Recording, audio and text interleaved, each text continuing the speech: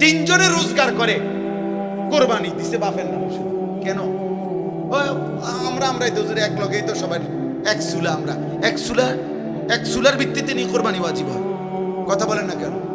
তাইলে কোরবানি তো চুলার লগে না, কোরবানি উপার্জনের সাথে, কামাই রোজগারের হিসাবের মধ্যে।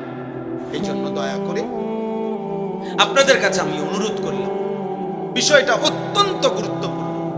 আপনি বুঝতে চান না বলে বা বোঝেন নাই বলে ফেলে দিলে হবে না। বরং আমরা প্রত্যেকের উচিত হজ, যাকাত, কুরবানি গুরুত্বের সাথে আদায় করা। আপনার এবার আসেন, আমি এই আয়াতের কথা শেষ করি, তাইলে আমার কথা শেষ। কোরবানি মানে মনে রাখবেন নিছক একটা প্রাণী, যেটা কিতা সাধারণ মামুলি একটা ছাগল জবাই করা, একটা গরু জবাই করা না বাপ। বরং কোরবানি এমন একটি ইবাদত যেটা মাত্র 20 সেকেন্ডে, মাত্র 10 সেকেন্ডে, মিনিটে না, 20 সেকেন্ডে, আমি বুঝার জন্য বলি, কোরবানি এমন একটি ইবাদত যেই ইবাদতের মাধ্যমে বান্দা 20 সেকেন্ডে, 10 সেকেন্ডে মহান আল্লাহ রবের সাথে সম্পর্ক তৈরি হয়। বান্দা আল্লাহর ঘনিষ্ঠ। এত দ্রুত গতিতে বান্দা অন্য আমলের মাধ্যমে আল্লাহর ঘনিষ্ঠ হয় না, কোরবানির মাধ্যমে যত দ্রুত হয়। কিভাবে বুঝলাম? হাদিসের মধ্যে আছে, আল্লাহর নবী সাল্লাল্লাহু আলাইহি ওয়াসাল্লাম বলেন, ওয়া ইন্নাদ দামা লা ইয়াকাউ মিনাল্লাহি বিমাকানিন ক্বাবলা আন ইয়াকা মিনাল আরদ। নবীজি বলেন, কুরবানির দিন, কুরবানির প্রাণী যখন জবাই করা হয়, তখন রক্তের প্রথম ফোঁটা জমিনে পড়বার আগেই, এদিক দিয়ে নিচে যাইবার আগেই আরশে আজিমে মহান আল্লাহ পাকের কাছে পৌঁছে যায়। এখন বলেন, একটা গরুর গলাটা আর মাটি ব্যবধান কত? একা নয়তো 1 বিঘত। কথা বলেন, মানে গলা যেন জবাই করে, এই গলায় আর মাটি, নিচেতে মাটিটা ব্যবধান কি? 1 বিঘত। 1 বিঘতে ধরেন 4 আঙ্গুল বা 1 বিঘত, তাহলে 1 বিঘত নিচেই মাটি। তাহলে এখন পুঁছ দিলে রক্ত মাটিতে পড়তে কতক্ষণ লাগবে? 1 মিনিট, কয়েক সেকেন্ড। এই জন্য কইলাম 10 সেকেন্ডই ধরেন, ধরে নিলাম আমি 10 সেকেন্ড ধরেন, 10 সেকেন্ডে জমিনে পড়বার আগেই আরশে আজিমে পৌঁছে যায়। তাহলে এত দ্রুত গতিতে আল্লাহর নৈকট্য অর্জন করার এর চাইতে উত্তম মাধ্যম আছে? এই জন্য নবীজি বলছে, ফতিবু বিহা নাফসান, আমার উম্মত খুশি খুশি, খুব প্রফুল্ল চিত্তে কুরবানি দাও, খুশি খুশি কুরবানি দাও, খুশি খুশি কুরবানি দাও, খুশি খুশি কুরবানি। মানে এটারে কি মনে করো না, ঝামেলা মনে করো না, চাপ মনে করো না, পেরেশানি মনে করো, খুশি খুশি কুরবানি দাও। ফতিবু বিহা নাফসান। আল্লাহর নবী সাল্লাল্লাহু আলাইহি সাল্লামকে সাহাবীরা জিজ্ঞেস করছে, ইয়া রাসূলুল্লাহ, কুরবানিটা কি? নবীজি বলছে, সুন্নাতু আবিকুম ইব্রাহিম, তোমাদের পিতা ইব্রাহিমের সুন্নাত। সাহাবীরা জিজ্ঞাসা করছে, ফামা লানা ফিহা ইয়া রাসূলুল্লাহ, এতে আমাদের কি হবে, নেকি কি? নবীজি সাল্লাল্লাহু আলাইহি সাল্লাম বললেন, বিকুল্লি শাআরাতিন হাসানা, প্রত্যেক পশমে পশমে আল্লাহ নেকি দান করে। তাহলে একটা ছাগলে পশম হয় কয়টা? একটা গরুতে পশম হয় কয়টা? আমনে আজাদ থাকলে আমনে গোনেন, আমনের যদি আর কাম না থাকে আমনে গোনে, আমার আরো বহুত কাম আছে, ঠিক কি না? বলেন না কেন? কে গুনবে?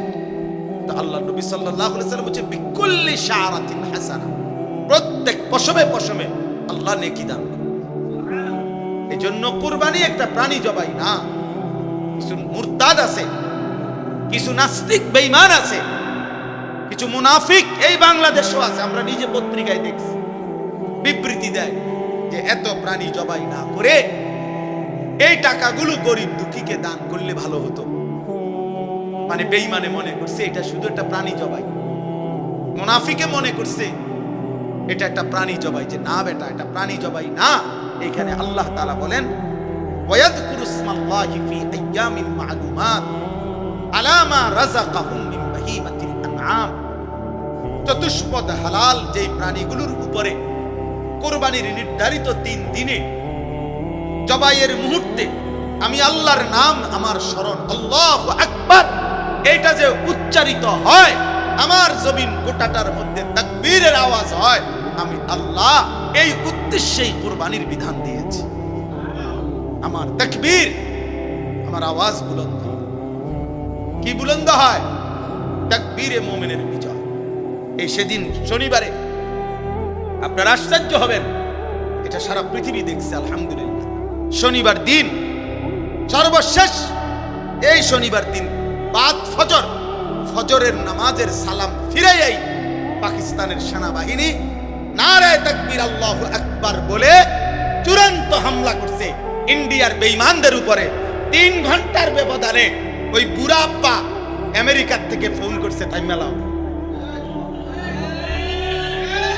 হ্যাঁ, বুড়া বেঈমান তাড়াতাড়ি বলছে থামো থামো, উড়ে এলাইব, উড়াইয়া ফেল, উড়াইয়া ফেল বলছে। বুঝাইছে সারা পৃথিবীরে ফিলিস্তিন মনে করো না, সারা পৃথিবীরে গাজা মনে করো না, বুঝেন নাই? এই জন্য ফজরের, আমি কত মনে আছে এই কথা আমি বহু বয়ানে বলছি, কেউ শুনছে কিনা, যে ফজরের নামাজে মুমিনের বিজয়, ফজরের ওয়াক্তে মুমিনের বিজয়। এই দিন প্রমাণ হচ্ছে। আবার খবর লাগাও, আবার দেখো, ফজরের নামাজের পরেই সালাম ফিরাইয়াই আল্লাহু আকবার বলে আক্রমণ করছে। আমার মন বলছে ফজরের পরে আল্লাহু আকবার বলার সাথে সাথে আল্লাহর আরশে আল্লাহ ঘোষণা দিয়েছে, যা ফেরেশতা বিজয় দিয়ে দে, যা। আমার বান্দা তাকবীর দিছে, দে বিজয় দিয়ে দে। ফাল মুগীরাতি সুবহা, কোরআন শরীফ আছে, ওয়াল আদিয়াতি দবহা, ফাল মুরিয়াতি কদহা, ফাল মুগীরাতি সুবহা। আক্রমণের সময় আল্লাহ আজিজুল হক রাহমাতুল্লাহ আলাইহি সকাল বেলার আক্রমণ, ফাল মুগীরাতি সুবহা। আল্লাহ কোরআনে বলছে ইমানদার ঘোড়া, মুমিনের ঘোড়া ভোরবেলা আক্রমণ করে আর দুশমনের সমস্ত পরিকল্পনা প্রতিরক্ষা তছনছ করে ভেঙে দেয়। আলহামদুলিল্লাহ, আলহামদুলিল্লাহ। এজন্য যুবক মনে রাখো, আগামী পৃথিবী ইসলামের পৃথিবী ইনশাআল্লাহ। ফিলিস্তিন আর ইসরায়েল যুদ্ধ, এটা 2 দেশের যুদ্ধ না, ঈমান আর কুফরের যুদ্ধ। পাকিস্তান আর ভারত 2 দেশের যুদ্ধ না, ঈমান আর কুফরের যুদ্ধ। কাশ্মীর আর ভারত 2 দেশের যুদ্ধ না, ঈমান আর কুফরের যুদ্ধ।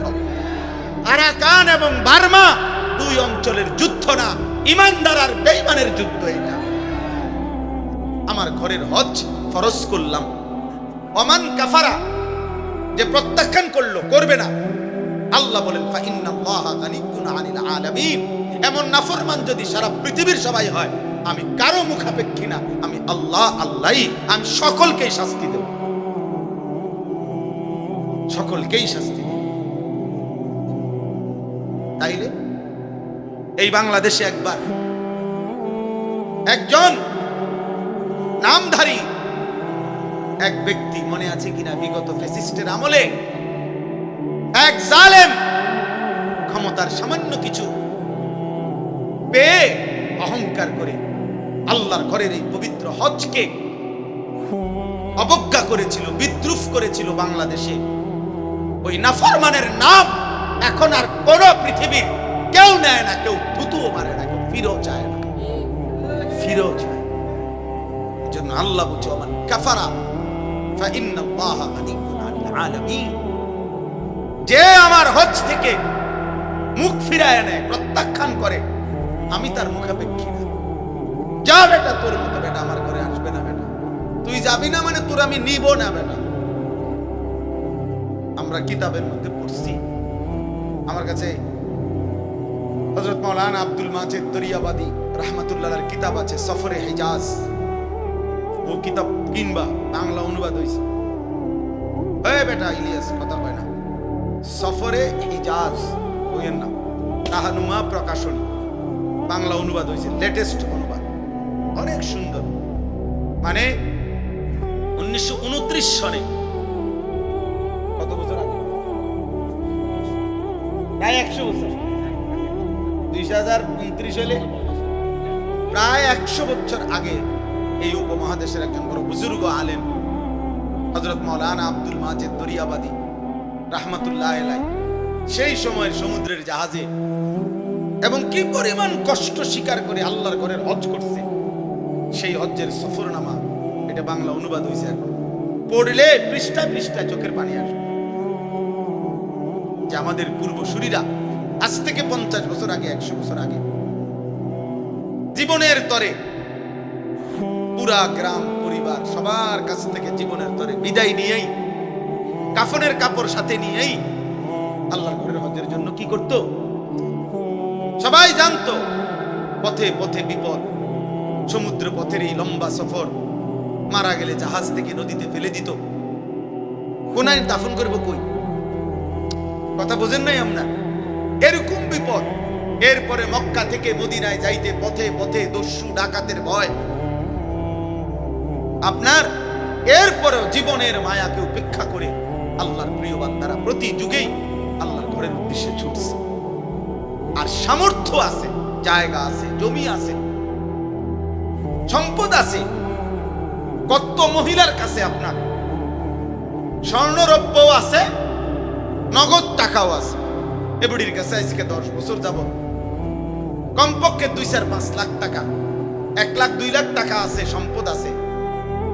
বেডির নামে জমি আছে, বাপের মরার পরে জমি পাইছে, স্বামীর দেওয়া জমি আছে, পুতে কিনা দিছে অথবা নিজের আছে, স্বর্ণরৌপ্য আছে, জমানোর টাকা আছে। এগুলো মিলাইলে হজ ফরজ, কিন্তু আদায়ও করে না, খবরও নাই, বুঝেও না। আমগো দেশের মহিলারা রে, পুরুষরা যাকাতের মাসালাও বলে না, হজের মাসালাও বলে না, কোরবানির মাসালাও বলে না, বলে শুধু ফেতরা 100 টাকা।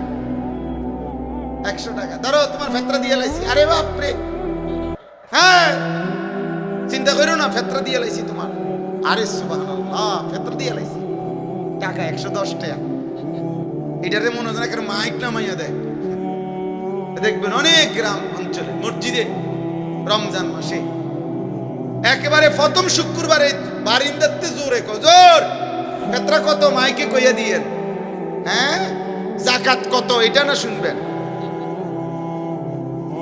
এটা না শুনবেন। ওই যে 110 টাকা, বুঝেন নাই কথাটা? মানুষ 6 জনের ফেতরা আইবে 600, সমস্যা কি? এটা দ্বিতীয়টায় যদি মাইক নামাইয়া দেয় তো মাইকের খরচ দিয়ে আর দেয়া থাকতো। এই জন্য খামখেয়ালি আমরা। আমি সিজন দেখে, এখন হজ্জের মৌসুম, কোরবানির মৌসুম। আপনি কোরবানির ক্ষেত্রে আপনার একটা সহজ হিসাব বলি, ঈদুল আজহার দিন মানে 3 দিন, 10, 11, 12, কোরবানির দিন তার পরের 2 দিন, এই 3 দিনের মধ্যেই যদি কারো কাছে 52 বড়ি রূপার সমপরিমাণ টাকা নিত্য প্রয়োজনের অতিরিক্ত থাকে সম্পদ, তাইলে 52 বড়ি রূপার দাম হলো 1000 টাকা করে। যদি হয় 1 বড়ি রূপার দাম 52,000। আর যদি 1500 টাকা হয় তাহলে 78,750 টাকা, হ্যাঁ না 80,000 টাকা মতো প্রায়। তাইলে ধরেন এই 80,000 টাকা পরিমাণ সম্পদ যদি কারো কাছে প্রয়োজন বলতে নিত্য সংসারের খরচ, মৌলিক খরচ ব্যতীত উদ্ধৃত থাকে, ওই 3 দিনে ওই ব্যক্তির উপরে কোরবানি ওয়াজিব। মহিলার কাছে মনে করেন 1 বড়ি স্বর্ণ আছে, 10,000 টাকা আছে, 5,000 টাকা আছে, ওই ঈদের দিন এই দুইটা মিলাইলে যদি 80,000 টাকা দাম আসে, তো কসম আল্লাহ ওই মহিলার উপরে কোরবানি ওয়াজিব। এখন 1 বড়ি স্বর্ণ আর লগের এই 5,000 টাকা মিলাইলে 80,000 টাকা হইবনি, মানে 1 বড়ি স্বর্ণের দামে তো 1 লাখ টাকার উপরে মিয়া, 1.5 লাখ টাকা। আমি তো জানিও না কত কি দাম, আমি স্বর্ণ কিনে ভাত খাইয়া ঘুম পাই না। তাইলে বুঝাইতে চাইলাম কি পরিমাণ মহিলাদের উপরে কোরবানি ওয়াজিব বলেন। আহা, মহিলারও তো আখিরাত আছে, মহিলারও তো কবর আছে। আমাদের পুরুষরা বুঝতেই দেয় না, এগুলা বুঝারও সুযোগ দেয় না। এই বেড়ির মানুষ পিতান বুঝতা না, ভাত রাইনবা, উদা গোস্ত রাইনবা, রুটি দি খাইবা, তোমার দায়িত্ব হলো গোস্ত আর রুটি। রুটি আর গোস্ত বেড়িরে লাগাই দিছে কামে। আস্তাগফিরুল্লাহ। এই জন্য বাপ, আমি আরো ভাঙ্গা ভাঙ্গা বললে আরো অনেক সুন্দর মাসআলা আছে, কিন্তু সহজ কথা হলো অগণিত মুসলমানের উপরে আমাদের সমাজে বর্তমানে হজ ফরজ, কোরবানি ওয়াজিব। আপনি মনে করেন ছেলে বিদেশ, তো এবারে প্রত্যেক মাসেই বাপের লেগে টাকা পাঠায়, 1 মাসে 2 মাসে। এখন এই কোরবানিকে সামনে রাখা 30,000 টাকা পাঠাইছে, 50,000 টাকা পাঠাইছে বাড়িতে। এখন বাপমার নামে কোরবানি হয়েছে, ভালো কথা, বাপমার কোরবানি আদায় হলো, কিন্তু এই ছেলেটার কাছে কি 80,000 টাকা জমা নাই? কথা বলে না কেন? আরে তার কাছে নাই আলাদা ব্যাংকে টাকা, থাকতে পারে, আমরা বুঝি না। হ্যাঁ, তার কাছে আলাদা জমা টাকা আছে, তো তার ব্যাংকে টাকা আছে, তার কাছে অতিরিক্ত টাকা আছে, তাহলে এই ছেলের উপরে কোরবানি ওয়াজিব কিনা? তো তাহলে তার কোরবানিটা যে আদায় করলো না, আমগো বাড়িতে কোরবানি দিছে, তা আমগো বাড়িতে কোরবানি দিছে না মিয়া, আমগো বাড়িতে গোস্তের ব্যবস্থা হয়েছে। কথা বলেন না, বুঝেন নাই কথা? আপনাদের বাড়িতে কি ব্যবস্থা হয়েছে? গোস্তের ব্যবস্থা হয়েছে, গোস্তের ব্যবস্থা হয়েছে।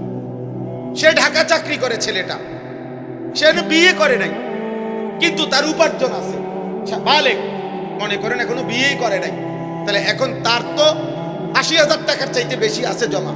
এখন সে যে বাড়িতে সংসারে বাপমার কাছে 20,000 টাকা দিছে, তো বাপমার নামে কুরবানি হয়েছে, ভালো কথা, সমস্যা নাই, তুমি বাপমারে দিও, তুমি তো সারা বছরই দাও, তো বাপমারে দিলে তো সওয়াব আছে, কিন্তু তোমার উপরে যে কুরবানি ওয়াজিব হলো সেটা কই?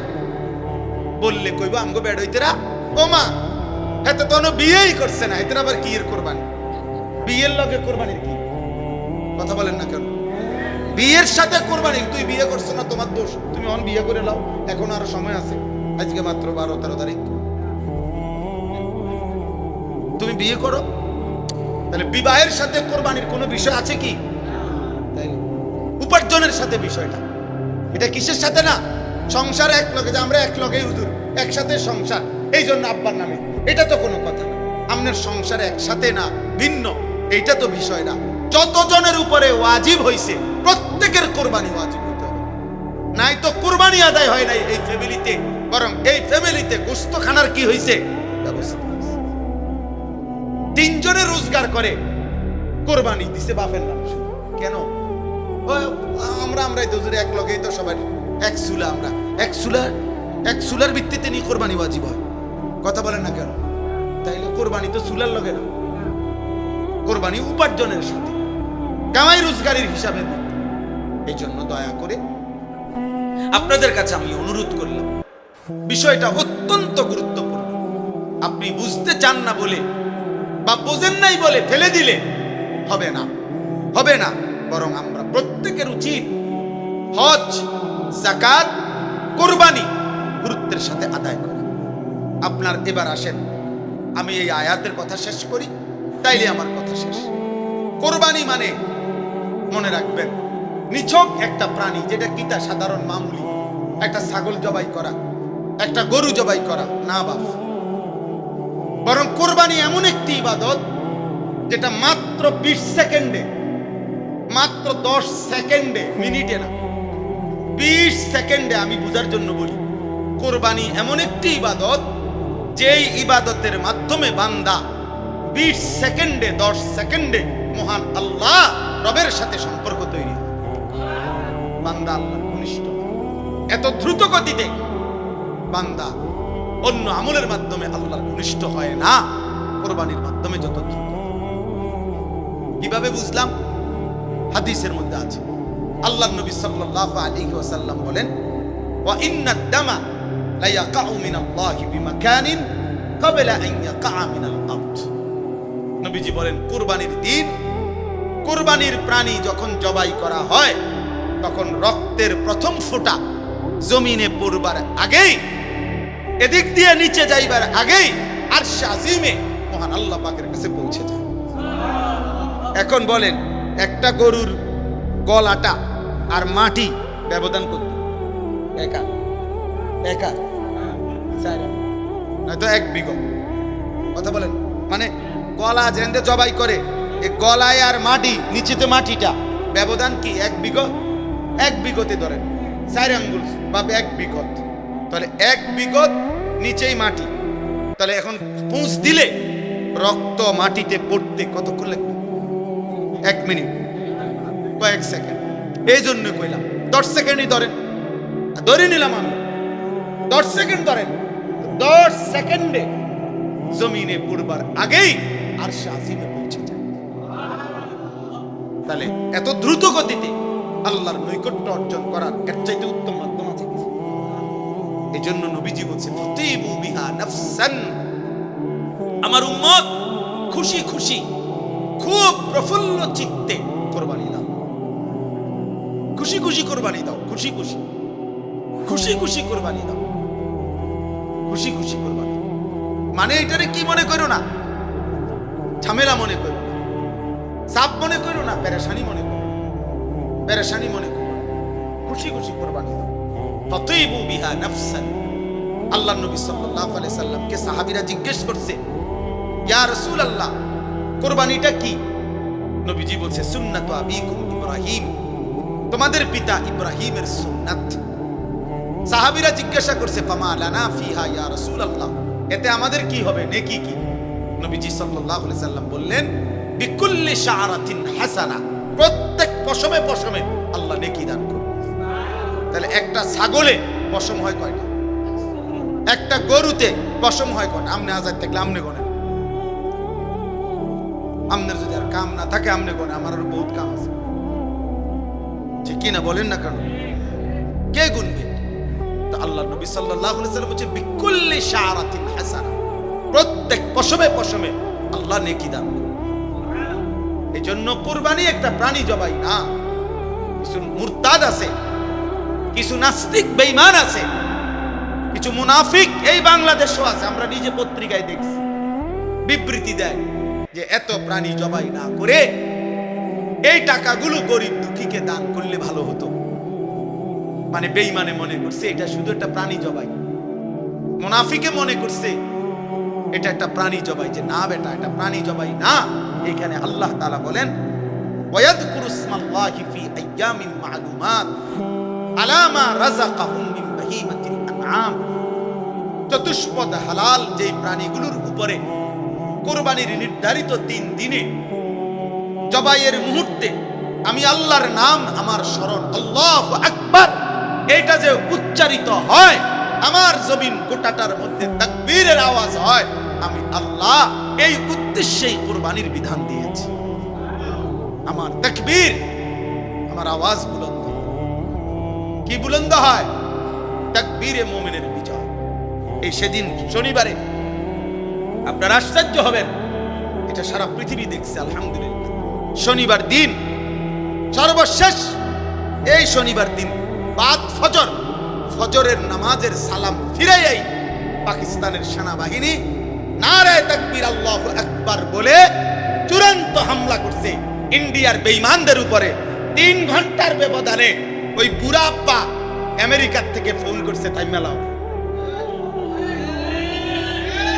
হ্যাঁ, বুড়া বেঈমান তাড়াতাড়ি বলছে থামো থামো, উড়ে এলাইব, উড়াইয়া ফেলবে, উড়াইয়া ফেলবে বলছে, বুঝাইছে সারা পৃথিবীরে ফিলিস্তিন মনে করো না, সারা পৃথিবীরে গাজা মনে করো না, বুঝেন নাই?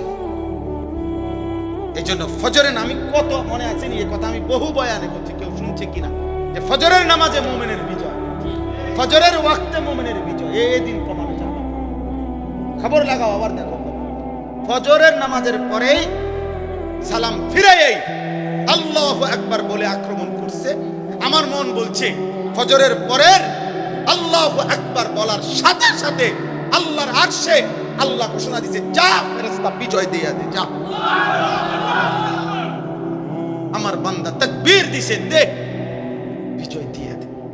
ফাল মুগীরাতি সুবহা, কোরআন শরীফ আছে, ওয়াল আদিয়াতি যাবহা, ফাল মুরিয়াতি কদহা, ফাল মুগীরাতি সুবহা, আক্রমণের সময়।